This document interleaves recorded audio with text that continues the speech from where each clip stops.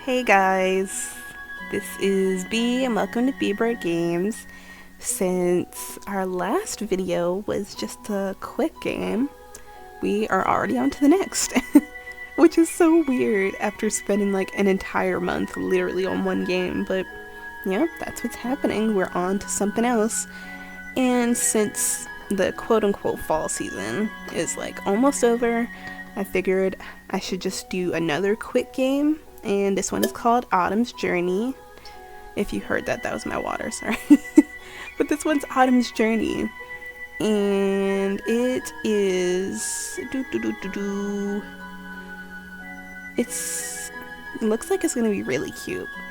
And I love the atmosphere of it already. I love this music, but the synopsis of the game is this. The world of Ishtara is populated by two races: dragonkind, who have lived there for eons, and heavenkind, who have recently appeared.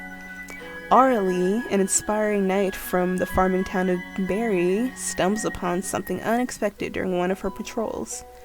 After a rather inelegant introduction, Kerr states he's really an earth dragon, one of the mystical beasts that inhabit their world Ishtara. Whether he likes it or not, Auralee is now involved in his mission to regain his dragon form, along with some help by fellow dragonkind named Ilmari. Their journey begins. And it's a simple visual novel about friendship, growth, and understanding. It's gonna be about an hour of playthrough with partial voice acting, 3 potential endings, and tons of cuteness. So, perfect, right? The perfect cozy game to wrap up November. And I think this will probably end up being 2 parts, because I'm not sure if I want the video to be a whole hour long. I don't really like doing those. I prefer 30-minute videos, or as close to 30 minutes as I can get. So, I might split this playthrough up into 2. We shall see. See how I get when I'm all immersed in whatever. But yeah, let's not delay any longer. There's no warnings or anything we need to heed. I do want to go into settings because I do not like voices to be too loud or sounds because they're directly in my ear, I don't want that. Text speed is good. I do not like when the games have the text speed all the way down here from the beginning. Girl, just get through it. I'm gonna be reading it myself. I don't need it to it drives me crazy. Anyway, let's get started. Chapter 1, the end of summer. I just spilled water all over myself.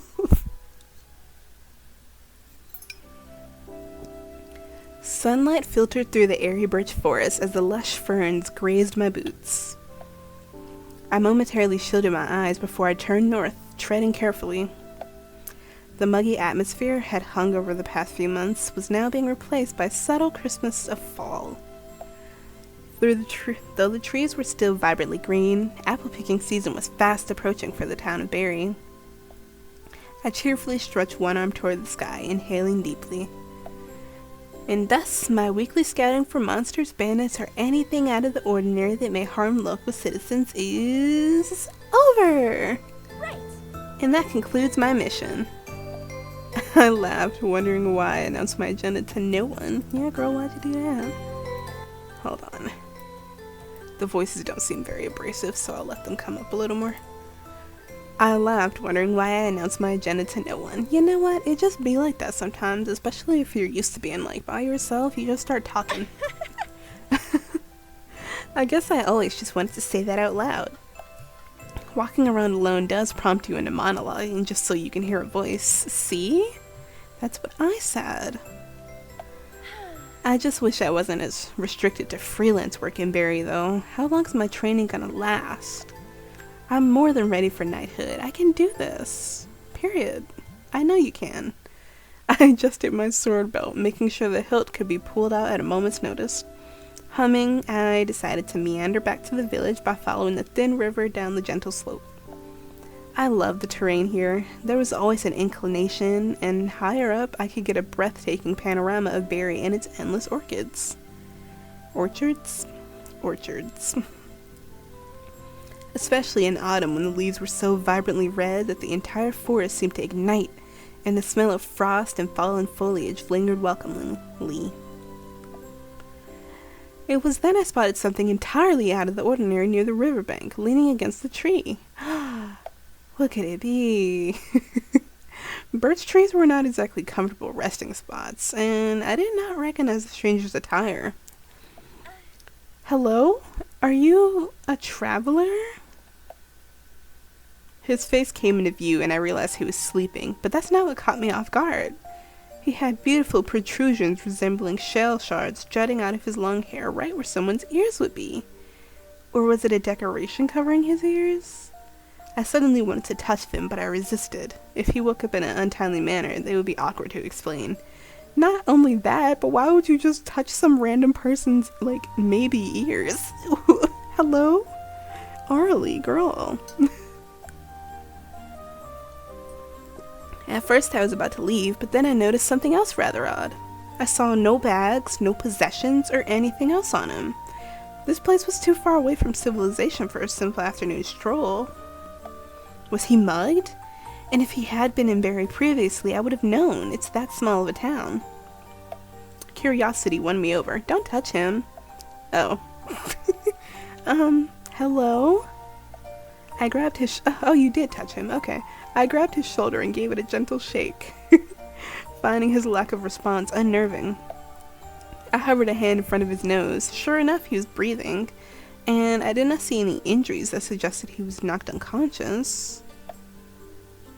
After more feeble attempts to wake him, I decided to improvise a camp. I did not want to leave him unattended, and I knew I couldn't drag his body very far. And you trying to be a knight, you better bulk up. Tossing down my bag, I went to work. How you gonna be a knight and you can't even carry a potential damsel in distress? You have to bulk up, girl. Get ready to bench press some boys.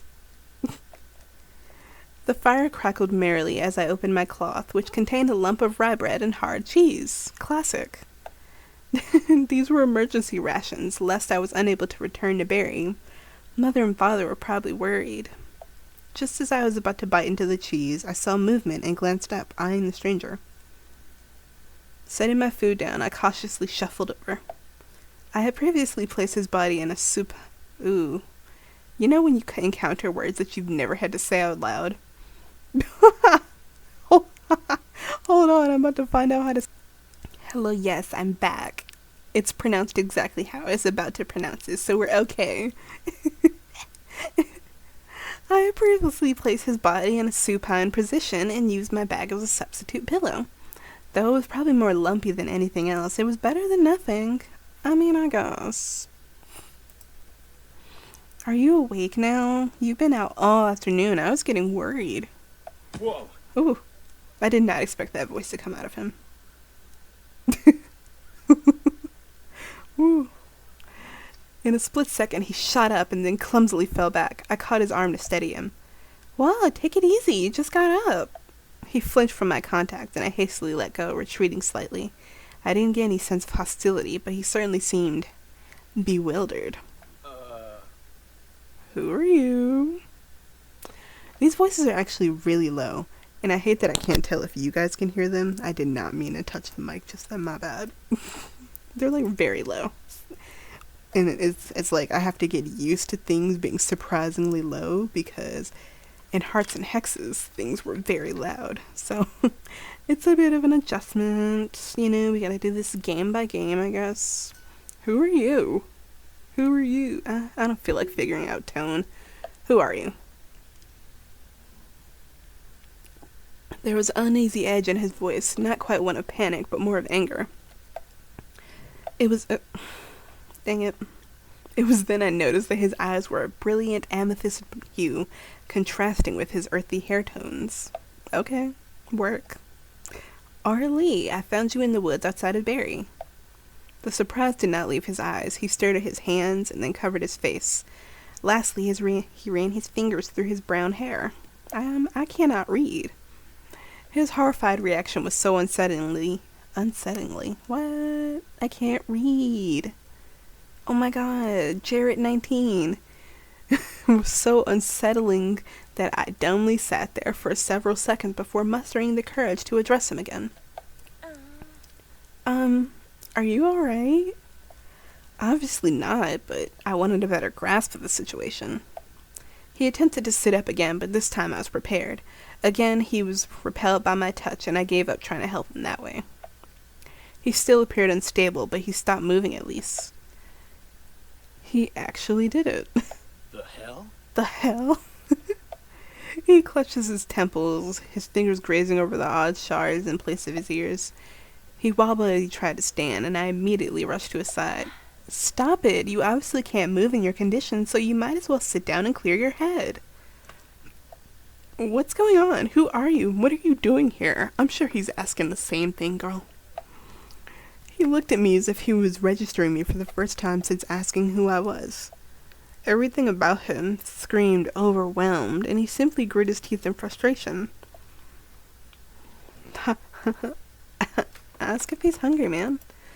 I decided to find another angle to help him open up. I did not consider myself intimidating, but it was possible he had no desire to answer anything. Are you hungry? Computer's dying. Cool. Cool. Are you hungry? I softened my voice and returned to my spot by the fire. I grabbed the cloth and genially offered him the rye bread and cheese. I almost wanted to pronounce that like the Spanish word. That's why I hesitated. Genial, you know?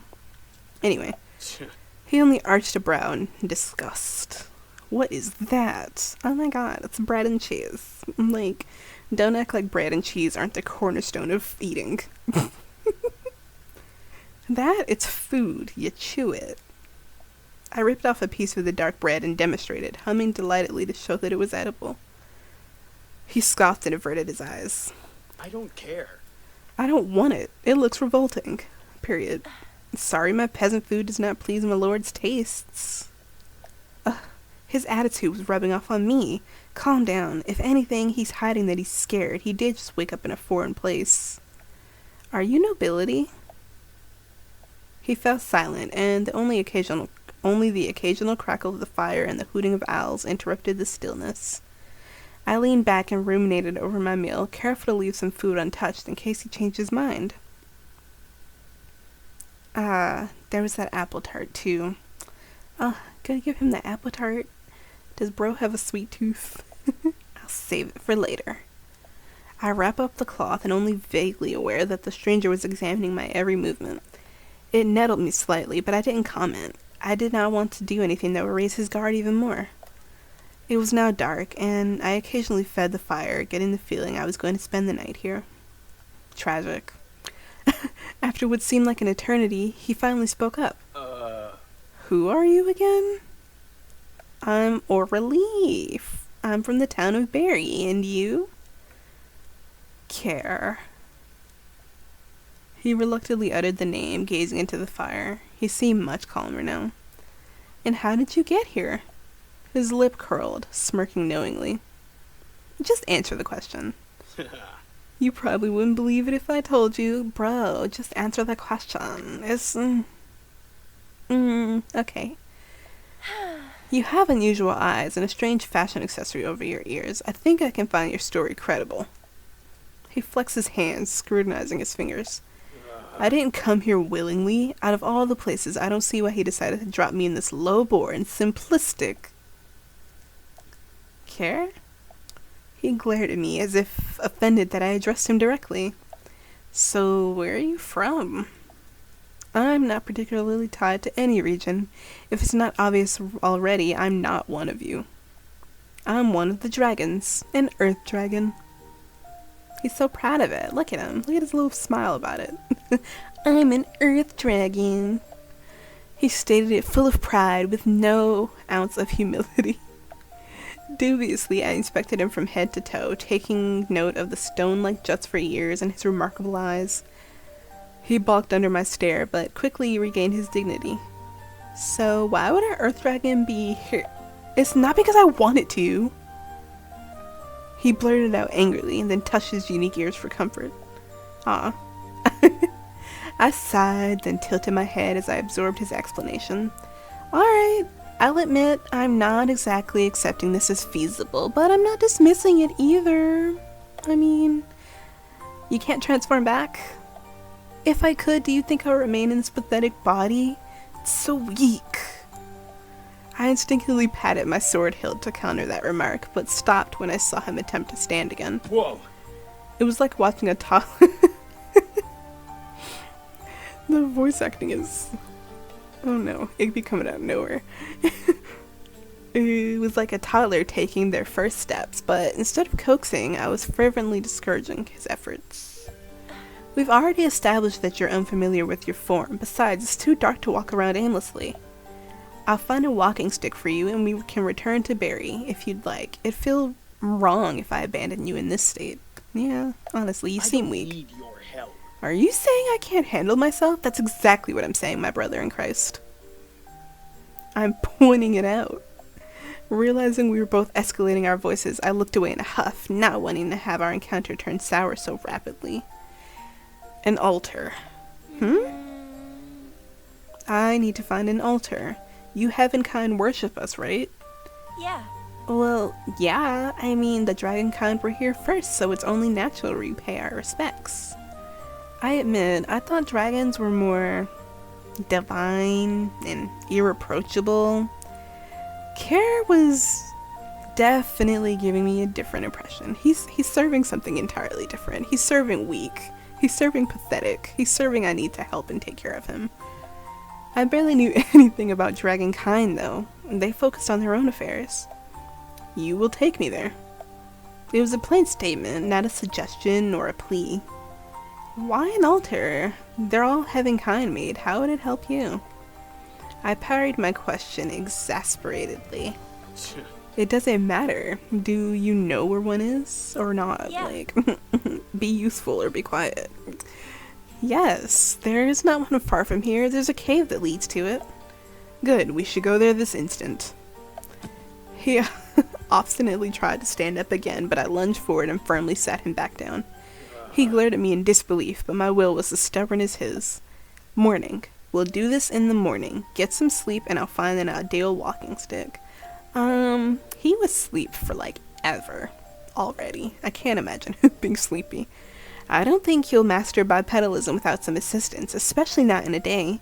And it'll be difficult if I have to physically support you the whole way there. Yeah, man. So just take it easy tonight. I'll even keep watch while you sleep. He fell silent and gave a reluctant nod, closing his eyes wearily. I sighed gratefully, feeling moderately triumphant over that battle of pig-headedness. While Kerr grumbled, I leaned over and pulled a small blanket out of my bag. The temperature was still pleasant even at night, but it could cool rapidly, especially since it was the end of summer. Yeah, it's autumn. Autumn's journey. So corny. I apologize. After returning some items to my bag, I reshaped it so it was a passable pillow again and offered it to Kerr, who seemed puzzled by its purpose. Believe me, you'll need something comfortable or you'll have trouble sleeping. Worse, you'll wake up with a sore back and getting to the altar will be even more troublesome. You already slept on it once. I think you can figure out how to support your head with it again. I laughed sheepishly at my own stab at lightening the mood, but I could tell it wasn't working for Kerr. Disgruntled, he lay down on his side and experimented with new positions before resting his head in satisfaction. Woohoo! You mastered pillow using. Achievement unlocked. At first, he refused to use the blanket, but as the temperature dropped, he discreetly pulled it toward him when he thought I wouldn't notice. Okay. Probably to hide his expression, he rolled over so his back was to me and the campfire. I had the feeling the initial shock took a lot out of him, and I admittedly had to help when he'd ruffled my feathers more than once. Now that he slept, any irritation I still felt dispersed along with the summer heat. I would need to be mentally and physically prepared for tomorrow, stay cool and collected as autumn. I poked the fire and stayed on watch until exhaustion beguiled me into resting my eyes for just a few minutes. And she slept the entire night, doing a terrible job at keeping watch. Hey. Oh, please. I've had less sleep than you and I'm already energized and ready to go. Pouting, I poked Kerr some more with the walking stick I had fashioned for him. It wasn't easy finding a sturdy stick in a birch forest, but I had located a long one that would suffice. I had spent the morning carving off any bark and even indented the top to make it easier to grip. Now it was my dragon prod. Up! Arise, sacred dragon! Whoa! Cut that out! Cut it out! Kerr hastily shot up, throwing my blanket in a feeble attempt to hide the fact that he used it. I decided to counter his usual scowl with the perkiest, most cheerful grin I could muster. Whoops, sorry about that. Good morning! My greeting was genuine. For some reason, it satisfied me to know that my high spirits irked him. I could use my sunny disposition to my advantage. It'd be better than snapping at him at any rate. Stop poking me with that. You're welcome. It's your walking stick. Here, you're welcome. I turned it sideways and offered it to him. He warily gazed at it as if I was presenting a cobra instead, but carefully grasped it. Cautiously, he pressed the stick against the ground as he stood up. I remained close, lest he topple over like yesterday. His fingers drummed against the carved handle, and he looked at me quizzically. You spent time on this? I did. I'm doing a kind thing for a person. Right. Well, I wanted to finish it off with a pretty flowing ribbon, but I had the feeling you wouldn't like it. You should have done it anyway, girl. He needs to slay a little bit. Grumbling, Kerr took a step forward, leaning on the stick before hesitantly taking another. With each step, he regained some confidence, and soon he was walking in a straight line, albeit... I didn't take a breath when saying that. Albeit with an uneven gait. He could not exactly break into a run, or even break a brisk stride, but it was a huge improvement from last night. I estimated we could reach the cave leading to the altar by mid-afternoon. Cool. I quickly packed and followed him, since I had the feeling the only thing on his mind was the altar. Yeah, that's fair. It's this way. I pointed toward the gentle incline, and Kerr narrowed his eyes resentfully. Going downhill will probably be difficult for him. Yeah, I can imagine. I could see that, yeah. As we headed towards our destination, I kept distance at first, but I gradually drew toward Kerr, one hand extended in case of a stumble. Kerr balked and increased the distance between us, determined to progress on his own. However, his pace was excruciatingly slow, and he was still unwilling to start any small talk. As the slope steepened, his footing became more unsteady, and I worryingly grabbed his arm for support. Whoa! What? He twirled around in surprise, and actually did end up bracing him. Once he was stable again, I sighed. Look, I know you don't like me touching you, but if your priority is to get to that altar as soon as possible, I think you can swallow your dignity and accept my help. Yeah, man. Let her help you. We can get there even quicker, and then you won't even need an aid, because you'll be back to what you're supposed to be back to. Period. Besides, no one else is around to see you're stumbling. I don't need your help. You've done enough. I don't need any more help from you. Clearly you do. We're going on this journey together. Like, you could just go there by yourself, huh? Apparently. That's what you're saying? I don't need to guide you. You know where it is. You know how to get there. You didn't ask me earlier about where an altar was. You know where it is? Period. He shifted his weight and he used the stick to ward me away. I frowned disapprovingly. Hey, if you try to hit me with that thing, I'll confiscate it. Even I wouldn't do something like that. Gritting his teeth, he leaned heavily against one of the birch trees. What if it just toppled over because it's so thin? When I get back, I'm gonna give him a piece of my mind. Who? Oh, I was about to ask that. That wasn't me reading. That was me actually being like, who? My master. His curt answer stalled the rush of questions piling up in my head. It would be poor of me to interrogate him when he was still obviously overwhelmed by the situation. Right now, the goal was more important. Right. Then let's get you to that cave. You believe me? Everything I told you? I mean, why wouldn't I? Are you in the habit of lying? Maybe you're just a very convincing actor, but I think even an actor would drop his charade after a while. Just as I was about to reach for him again, a low grumble pierced the forest. I glanced at Kerr in amused bafflement. Oh, is that his stomach? He averted his eyes, but I could tell he was embarrassed. You know, if you're hungry, I'm Shut not. up. I think you'll be able to walk faster if you have something to eat. What do dragons eat anyway? What do dragons eat? Annoying. Meddling heavenkind. I rolled my eyes. Well, you have a heavenkind stomach now, and I doubt it'll agree with a diet like that. Yeah, that's cannibalism, brother. But it doesn't make sense that you wouldn't want to try the bread or cheese. I doubt dragons thresh rye or run dairy farms. It was then that I remembered the apple tart. Even if Kerr found the pastry part detestable, the fruit would probably be familiar to him. I urged him to sit down. When he refused, I simply made myself comfortable on the ground first. Here, this is the closest thing I have to something found in nature. I could forage, but that would take even longer. What is that? It's a pastry. My dad owns a bakery. You probably wouldn't understand that. It's basically a treat filled with apple filling and I think some apricot jam. Ooh, that sounds good. Thankfully, my dad preferred showing off the natural ingredients. As a result, the top of the tart has slices of appetizing fruit covered with a lustrous yellow glaze. Kerr sniffed it warily. It must have been agreeable enough since he accepted the pastry. You're welcome. As soon as he nibbled on it, he realized how famished he was and quickly devoured the entire tart. I watched as he coughed slightly and wiped the crumbs off his mouth, but his expression was unreadable.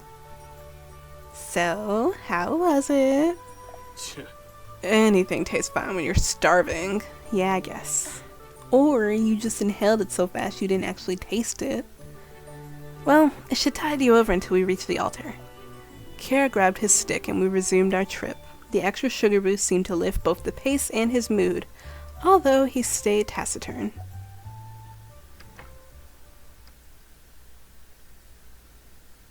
As we continued through the forest, I stopped and groaned when I spotted some dark trees. Oh no.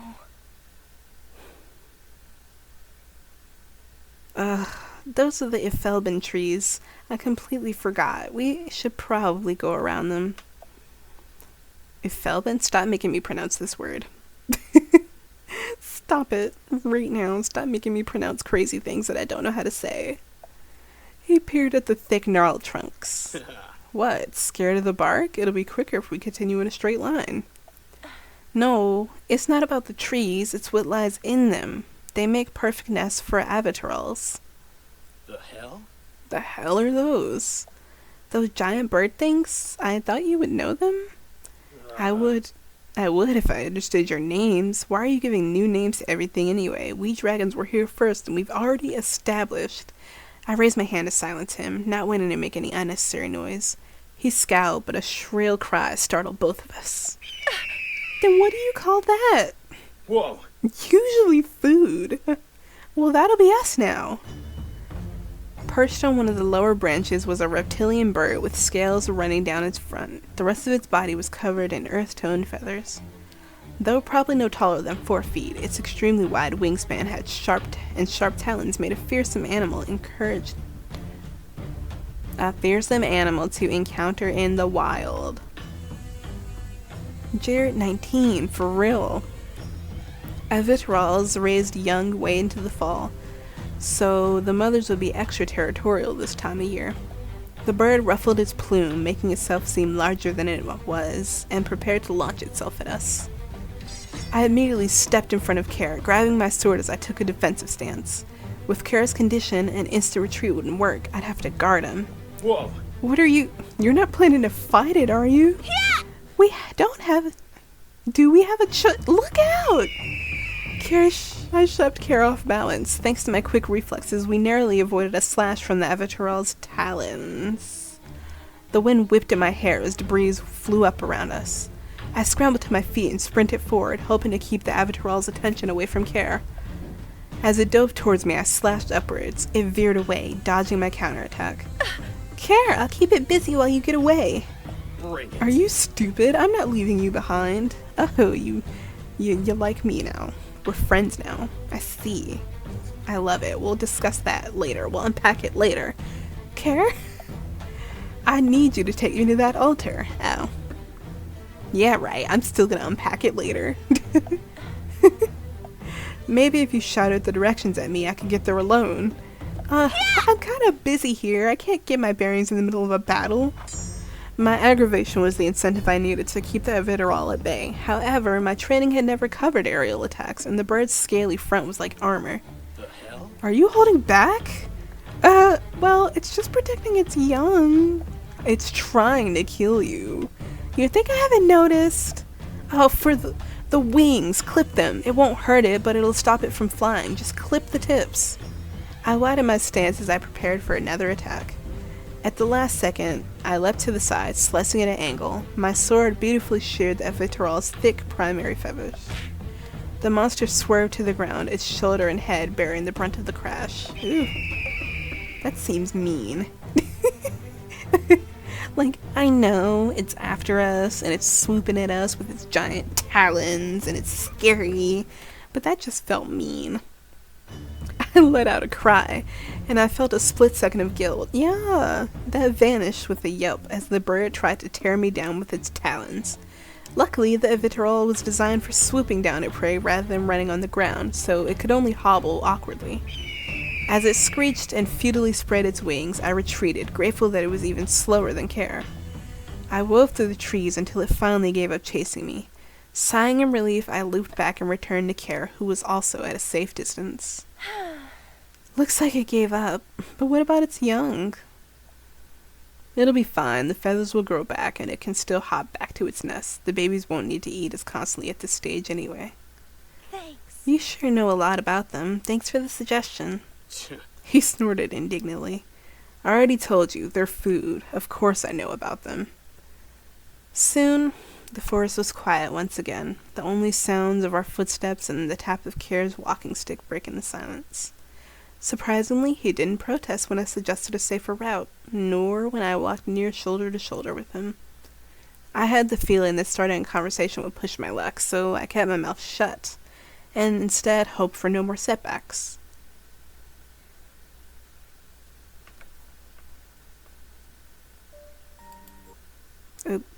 Well, good place to save, because I was honestly about to say that I'm about to end it here. But first, I need to clear my throat. Hold on. Okay, yeah. I'm gonna end it here. Yeah, this seems like a good place to end it, right before we get to the altar, and any more big things happen. But yeah, I'm liking this game so far. It's from like 2015, 2018, and it's definitely giving the vibes of a game from like that era. I don't know how to explain what that means, but that's what I said. I said what I said. But I really like this game. It's nice and cute. I like the dynamic between the characters so far, you know. You cannot go wrong with the trope of a big angry guy that hates people taking care of him, but literally has no choice. And then the tiny, headstrong person that's dead set on taking care of him. That's so good. It's chef kiss. Mwah, mwah, mwah. But yeah, there's going to be another character, so then we'll have a third to round out our dynamic. And I can't wait for that.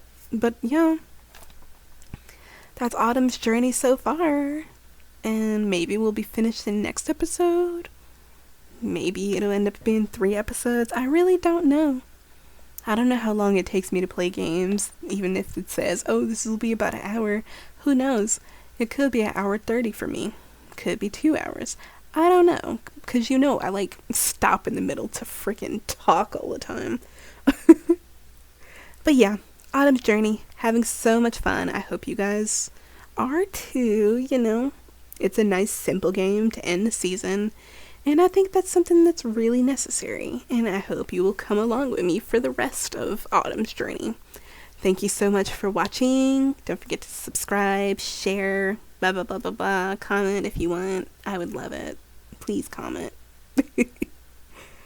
Not to sound desperate or anything, but dang, it kind of be looking like I'm talking to a wall here. But yeah, that's it. I'll see you guys next time. Bye bye.